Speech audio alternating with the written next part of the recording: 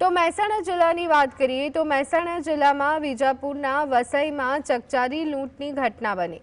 વિદેશ જવા ઈચ્છુકને પાસેથી 64 લાખ રૂપિયા લૂંટી લીધા, જે મામલે વસઈ પોલીસ સ્ટેશને ગુનો નોંધાયો। ગામમાં રહેતા બળવંતસિંહ ચાવડા તેમના પુત્ર સિદ્ધાર્થ અને મુકેશને ઓસ્ટ્રેલિયા મોકલવા ઈચ્છતા હતા, ત્યારે નિલેશ બ્રહ્મભટ્ટ નામના કબૂતરબાજ એજન્ટના સંપર્કમાં આવ્યા અને રૂપિયા 64 લાખમાં ઓસ્ટ્રેલિયા મોકલવાનું નક્કી થયું। વસઈ નજીક ડાબલા ચોકડી પાસે આવેલ રાધે ગેસ્ટ હાઉસમાં રૂપિયા 64 લાખ આપવાનું અને વિઝા ટિકિટ લેવાની ગોઠવણ થઈ, જે અગાઉથી જ લૂંટ કરવાના ઈરાદે આવેલા એજન્ટના માણસ પિસ્તોલ રાખી અને 64 લાખની લૂંટ કરી ફરાર થઈ ગયા હતા।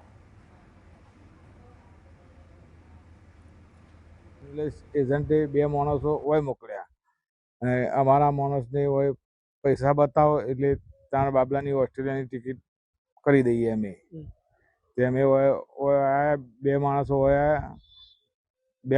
હોય અમે પૈસા પેમેન્ટ બતાવી, પૈસા ગણ્યા, થેલામાં ભર્યા એટલે રિવોલ્વરની આની પર લઈ